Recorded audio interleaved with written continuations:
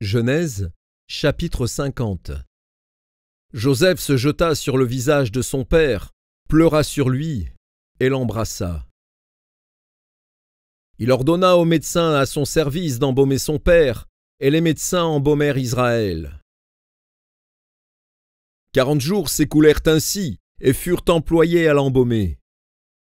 Et les Égyptiens le pleurèrent 70 jours. Quand les jours du deuil furent passés, Joseph s'adressa aux gens de la maison de Pharaon et leur dit : « Si j'ai trouvé grâce à vos yeux, rapportez, je vous prie, à Pharaon ce que je vous dis. Mon père m'a fait jurer en disant : Voici, je vais mourir. Tu m'enterreras dans le sépulcre que je me suis acheté au pays de Canaan. Je voudrais donc y monter pour enterrer mon père, et je reviendrai. Pharaon répondit : Monte et enterre ton père, comme il te l'a fait jurer. Joseph monta pour enterrer son père.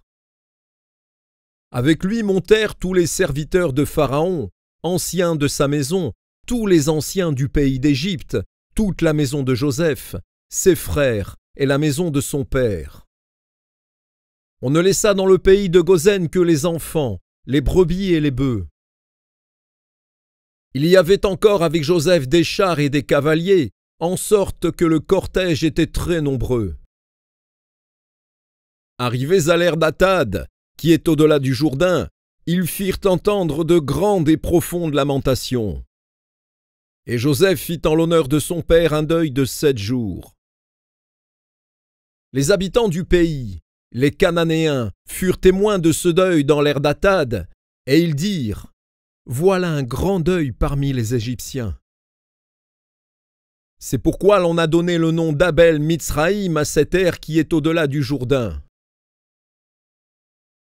C'est ainsi que les fils de Jacob exécutèrent les ordres de leur père. Ils le transportèrent au pays de Canaan et l'enterrèrent dans la caverne du champ de Macpéla, qu'Abraham avait acheté d'Éphron, le Héthien, comme propriété sépulcrale, et qui est vis-à-vis de Mamré.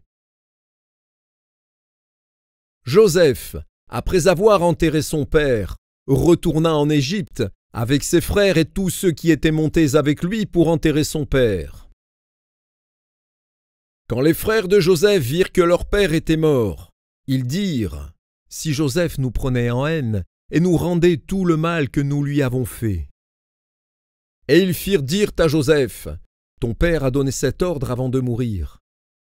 Vous parlerez ainsi à Joseph : Oh, pardonne le crime de tes frères et leurs péchés, car ils t'ont fait du mal. Pardonne maintenant le péché des serviteurs du Dieu de ton père. Joseph pleura en entendant ces paroles.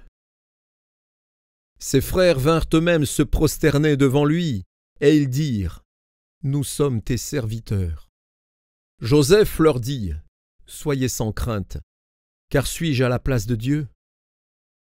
Vous aviez médité de me faire du mal.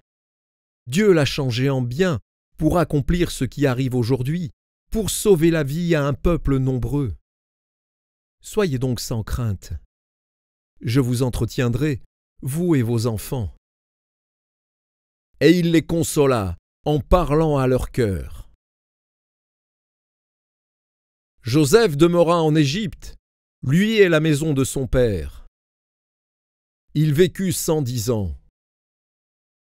Joseph vit les fils d'Éphraïm jusqu'à la 3e génération, et les fils de Makir, fils de Manassé, naquirent sur ses genoux. Joseph dit à ses frères : Je vais mourir. Mais Dieu vous visitera, et il vous fera remonter de ce pays-ci dans le pays qu'il a juré de donner à Abraham, à Isaac et à Jacob. Joseph fit jurer les fils d'Israël en disant : Dieu vous visitera, et vous ferez remonter mes eaux loin d'ici. Joseph mourut, âgé de 110 ans. On l'embauma, et on le mit dans un cercueil en Égypte.